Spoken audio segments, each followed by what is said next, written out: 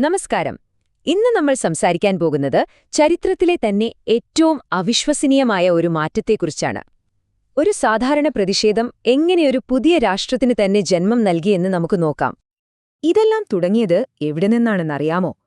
ഒരു കപ്പ് ചായയിൽ നിന്ന്. അതെ, ചായയുടെ മുകളിലുള്ള ഒരു ചെറിയ നികുതിയെ ചൊല്ലിയുള്ള ഒരു തർക്കം. അതേ, ആ ഒരു ചെറിയ തർക്കം പിന്നീടൊരു വലിയ വിപ്ലവമായി ആളിക്കത്തി ലോക ഭൂപടത്തിൽ തന്നെ ഒരു പുതിയ രാജ്യം വരച്ചു ചേർത്തു. അപ്പോ ഇതെങ്ങനെ സംഭവിച്ചു? നമുക്ക് വിശദമായിട്ട് തന്നെ നോക്കാം.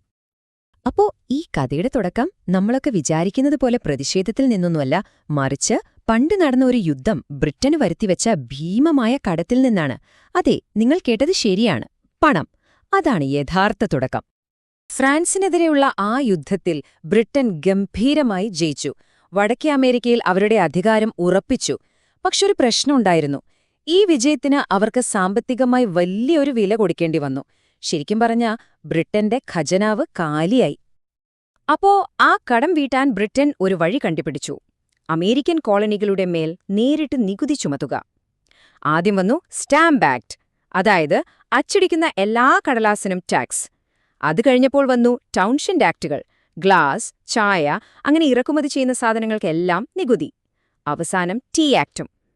ഇതെല്ലാം കോളനിക്കാരെ ശരിക്കും പ്രകോപിപ്പിച്ചു. പക്ഷേ ഇതൊരു പണത്തിന്റെ മാത്രം പ്രശ്നമായിരുന്നില്ല കേട്ടോ, അതിനേക്കാൾ വലിയൊരു കാര്യമുണ്ടായിരുന്നു. അതെ, ഇവിടെയാണ് കാര്യങ്ങൾ ശരിക്കും കോംപ്ലിക്കേറ്റഡ് ആവുന്നത്. കോളനിക്കാർക്ക് പ്രശ്നം നികുതി കൊടുക്കുന്നതായിരുന്നില്ല, മറിച്ച് അതിന്റെ പിന്നിലെ ആ ഒരു തത്വമായിരുന്നു. അവർക്ക് വോട്ടവകാശമില്ലാത്ത, എവിടെയോ ലണ്ടനിലിരിക്കുന്ന ബ്രിട്ടീഷ് പാർലമെന്റിന് എങ്ങനെ തങ്ങളുടെ മേൽ നികുതി ചുമത്താൻ പറ്റും? പ്രാതിനിധ്യമില്ലാതെ നികുതിയില്ല, അതായിരുന്നു അവരുടെ മുദ്രാവാക്യം. അപ്പോ ഈയൊരു ആശയപരമായ തർക്കം എങ്ങനെയാണ് ഒരു തുറന്ന പോരാട്ടമായി മാറിയതെന്ന് നോക്കാം. അങ്ങനെയാണ് ആ നിർണായക സംഭവം നടക്കുന്നത്: ബോസ്റ്റൺ ടീ പാർട്ടി. ഒരു രാത്രിയിൽ കുറച്ചാളുകൾ രഹസ്യമായി ഒത്തുകൂടി. ബ്രിട്ടീഷ് കപ്പലുകളിൽ ചാടിക്കയറി 300-ലധികം ചായപ്പെട്ടികൾ നേരെ ബോസ്റ്റൺ തുറമുഖത്തേക്ക് വലിച്ചെറിഞ്ഞു. ഇത് വെറുമൊരു പ്രതിഷേധമായിരുന്നില്ല, അതൊരു തുറന്ന വെല്ലുവിളിയായിരുന്നു. ഇതറിഞ്ഞപ്പോ ബ്രിട്ടന് ദേഷ്യം വന്നു. അവരുടെ പ്രതികരണം വളരെ വേഗത്തിലും കഠിനവുമായിരുന്നു. ഒരു ദയയും കാണിച്ചില്ല. അവർ ബോസ്റ്റൺ തുറമുഖം അങ്ങ് അടച്ചുപൂട്ടി അവിടുത്തെ പ്രാദേശിക സർക്കാരിന് പിരിച്ചുവിട്ടു. കോളനിക്കാർ ഈ നിയമങ്ങളെ വിളിച്ചത് അസഹനീയമായ നിയമങ്ങളെന്നായിരുന്നു. ശരിക്കും സഹിക്കാൻ പറ്റാത്ത നിയമങ്ങൾ. പക്ഷേ ബ്രിട്ടൻ ചെയ്ത ഈ ശിക്ഷാ നടപടി അവർക്ക് തന്നെ തിരിച്ചടിയായി. ചരിത്രത്തിലാദ്യമായി കോളനികൾ ഒന്നിച്ചുനിന്നു. ബ്രിട്ടനെതിരെ ഒരു സംഘടിത ബഹിഷ്കരണം പ്രഖ്യാപിച്ചു. അതായത് ബ്രിട്ടനെ ശിക്ഷിക്കാൻ നോക്കിയപ്പോൾ അവർ സ്വയം ഒരു കെണിയിൽ വീഴുകയായിരുന്നു. അങ്ങനെ രാഷ്ട്രീയ പ്രതിഷേധം എന്ന ഘട്ടം കഴിഞ്ഞു. ഇനി യുദ്ധമാണ്. കോളനിക്കാരുടെ കയ്യിലുള്ള ആയുധങ്ങൾ പിടിച്ചെടുക്കാൻ ബ്രിട്ടീഷ് സൈന്യം വന്നു. അപ്പോ അവരെ നേരിടാൻ പ്രാദേശിക സൈന്യവും എത്തി. അവിടെ വെച്ചാണ് ആ ആദ്യത്തെ വെടിപൊട്ടുന്നത്. ചരിത്രത്തിൽ ലോകം കേട്ട വെടിയൊച്ച എന്ന് പറയുന്ന ആ സംഭവം.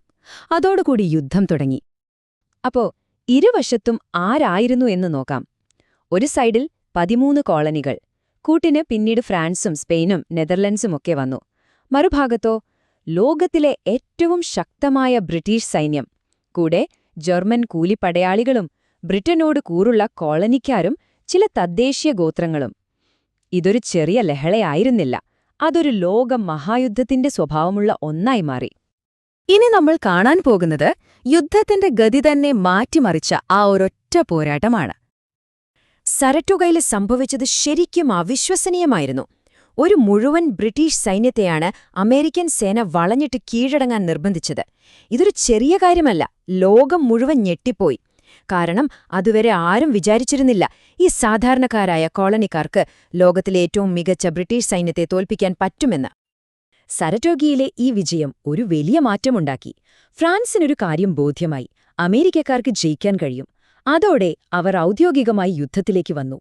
പണം, സൈന്യം, പിന്നെ ഏറ്റവും പ്രധാനമായി അവരുടെ ശക്തമായ നാവികസേന എല്ലാം അമേരിക്കയുടെ സഹായത്തിനെത്തി.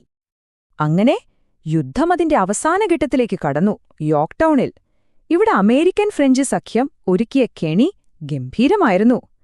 കരയിൽ നിന്ന് വാഷിംഗ്ടണിന്റെയും ഫ്രഞ്ച് ജനറൽ റൊഷാംബോവിന്റെയും സൈന്യങ്ങൾ ബ്രിട്ടീഷുകാരെ വളഞ്ഞു.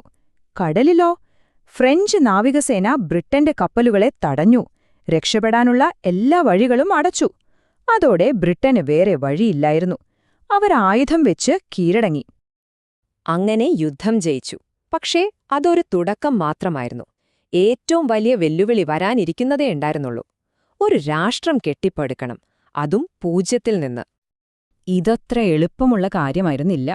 അവരുടെ ആദ്യത്തെ ശ്രമം കോൺഫെഡറേഷൻ ആർട്ടിക്കിൾസ്, അതായത് സംസ്ഥാനങ്ങൾക്ക് കൂടുതൽ അധികാരം കൊടുക്കുന്ന ഒരു ദുർബലമായ കേന്ദ്ര സർക്കാർ, അത് ശരിക്കും ഒരു പരാജയമായിരുന്നു. അതിൽ നിന്ന് പാഠം ഉൾക്കൊണ്ട് അവർ വീണ്ടും ഒത്തുകൂടി. അങ്ങനെയാണ് ഒരു പുതിയ ഭരണഘടനയും പൗരന്മാരുടെ അവകാശങ്ങൾ ഉറപ്പു നൽകുന്ന ബിൽ ഓഫ് റൈറ്റ്സ് അഥവാ അവകാശപത്രികയും ഉണ്ടാകുന്നത്. ഈ ഭരണഘടനയുടെ ഏറ്റവും പ്രധാനപ്പെട്ട ആശയം, അതിന്റെ കാതലെന്നു പറയുന്നത് ഏകാധിപത്യം ഒഴിവാക്കുക എന്നതായിരുന്നു. അതിനായി അവരൊരു സൂത്രം ചെയ്തു. അധികാരം 3ആയിട്ട് വിഭജിച്ചു. നിയമങ്ങളുണ്ടാക്കാൻ കോൺഗ്രസ്, അത് നടപ്പിലാക്കാൻ പ്രസിഡന്റ്, പിന്നെ ആ നിയമങ്ങൾ ശരിയാണോ എന്ന് വ്യാഖ്യാനിക്കാൻ സുപ്രീം കോടതി. ഇത് ചരിത്രത്തിൽ തന്നെ ഒരു പുതിയ പരീക്ഷണമായിരുന്നു. പക്ഷേ ഈ പുതിയ ശക്തമായ സർക്കാർ പൗരന്മാരുടെ അവകാശങ്ങളെ ഹനിക്കില്ല എന്ന് എങ്ങനെ ഉറപ്പിക്കും? അതിനുള്ള ഉത്തരമായിരുന്നു അവകാശപത്രിക. ഭരണഘടനയുടെ ആദ്യത്തെ 10 ഭേദഗതികൾ. സംസാര സ്വാതന്ത്ര്യം, മതസ്വാതന്ത്ര്യം, മാധ്യമസ്വാതന്ത്ര്യം, അങ്ങനെയുള്ള ഏറ്റവും അടിസ്ഥാനപരമായ അവകാശങ്ങൾ ഇത് ജനങ്ങൾക്ക് ഉറപ്പു നൽകി. അപ്പോ ഒന്നാലോചിച്ചു നോക്കൂ, അമേരിക്കൻ വിപ്ലവം എന്നത് വെറുമൊരു യുദ്ധമായിരുന്നില്ല, അതൊരു ആശയത്തിന്റെ വിജയമായിരുന്നു. സ്വാതന്ത്ര്യം, ജനാധിപത്യം എന്നൊക്കെ പറയുന്ന വലിയ ആശയങ്ങൾ. പക്ഷെ ഒരു ചോദ്യം ബാക്കിയുണ്ട്. ജനങ്ങളാൽ, ജനങ്ങൾക്കു വേണ്ടി, ജനങ്ങൾ തന്നെ ഭരിക്കുന്ന ഒരു സർക്കാർ എന്ന ഈ മഹത്തായ പരീക്ഷണത്തിന് കാലത്തെ അതിജീവിച്ച് നിലനിൽക്കാൻ കഴിയുമോ? ഈ ചോദ്യം ഇന്നും പ്രസക്തമാണല്ലേ?